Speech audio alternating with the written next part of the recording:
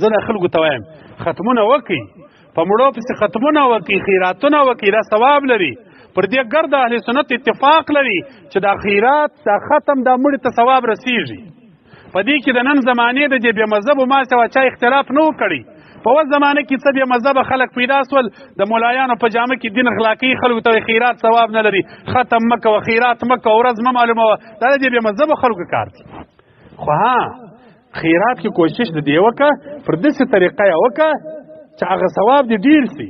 زه منم چې ستا کور ته طالب درولې هلته هم ثواب لري، خو دا چې مدرسې ته یې راولې کور ته به طالبان بوځې، 100 کسان به بوځې، په مدرسه کې زما سره 100 کسان دي، نو خو دا 100 کسان بې ګرده وخوري. هلته چې طالبان بیا یې دورې هلته خیرات پکوې، در هغه چې همدلته په دغه ځای کې ورته راوړې، دلته د خیرات باندې تقسیم کې در هغه به دې ثواب ډېر سي.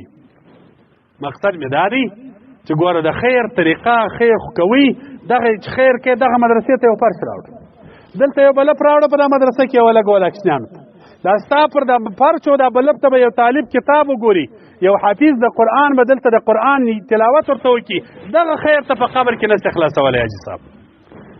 لہذا د مدرسې سره چې چا ښه کړي دي الله دې اجر درکړي، خدای دې وکړي چې بل وخت موږ راځو، الله دې مو بیا په ژوند سره یو ځای کړي چې بیا موږ راځو چې دا مدرسه نوره آباد وي. یو خبره مې دوې خبرې مې درته کړې وې. ګوري یوه خبره مې دا درته کړې وه چې شیخ الهند رحمه الله ویل چې د اسلام د بقا یوه ذریعه چې ده ګوره هغه مدرسه ده. دویم مې درته ویلې وه چې شیخ الهند رحمه الله ویل چې د اسلام د بقا دویمه ذریعه چې ده غټه ذریعه اتحاد و اتفاق دی. باید چې په مسلمانانو کې اتحاد وي، اتفاق وي. که اتفاق و اتحاد و بیا پر کافر باندې غالب یو، که اتحاد د مابین ځه ولاړئ بیا به کفر پر سر باندې راخیږي، بیا به موږ ارام ورته ناست. مقصد مې دا دی چې دغه پیسې چې پر د ناحقه مصرفوي دا دغه مدارسو کې مصرف کړي چې آخرت مو په آباد شي، چې دین مو آباد شي، چې دنیا مو آباد شي. دا مدارس سره کومک کوي. دا مدرسه هر سړی د ځان وبولي، هر سړی کوشش وکړي، دا یقیني ستاسو خوشبختي ده چې نور دا مدرسه غټه کړي، نور بچانو مدرسو ته آماده کړي. حاجي صاحب ځې قبر ته ځې، دا زه درته وایم، د ځانه والله که درته وایم، د الله د کتابه درته وایم، که آخرت آبادېدل غواړې ګوره دا بچان مدارس ته راواستوه، که د قبر آبادېدل غواړې دا بچان دې مدارس ته راواستوه، دا به دې بیا قبر هم آباد وي. دا دجال نه دی دا خرجډال چې تاسې بولي، دا خرجډال چې اخره زمانه کې راسي، دا به دا خلک واقعه یا ورده دا خلک به په دا فتنو کې راګیر کړي. ډېر انسانان به دا په ظاهره مسلمانان چې په زړه کې د رښتیاګو اسلام نه وي، د اسلام به ورسره واوړي.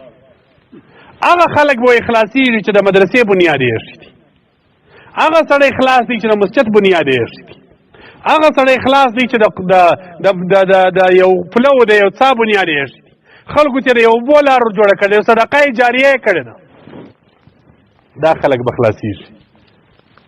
حضرت عبدالله ابن عباس رضی الله عنه صحابي دی، هغه سه څوک پوښتنه کوي و یو دی کار راوښی چې زه د ټول د خیر کارونه ګرده پکې راجمعوي، دی کار راوښی چې وکړم کارونه خو ډېر دي د خیر کار، کم کار وکړمه چې ګرده خیر راجمعوي، ټول په ټوله کې خیر وي، هغه کار راوښی چې وکړم. دی مبارک ورته مدرسه جوړه کړه، روح البیان لیکلي دي، مدرسه جوړه کړه، دا دې ټول خیرونه دلته جمع دي، د دین هر خیر په مدرسه کې جمع دی.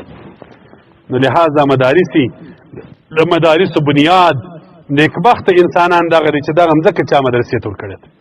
نیکبخته سړی هغه دی چې چا دغه مدرسه کې یوه ورځ خټې کړي دي، که دې یو ورځ خټې کړي دي، یوه روپۍ دې پکې ورکړې ده، دغه دې د آخرت په پله کې درنه ده، دا به اله العالمین قبول کړي.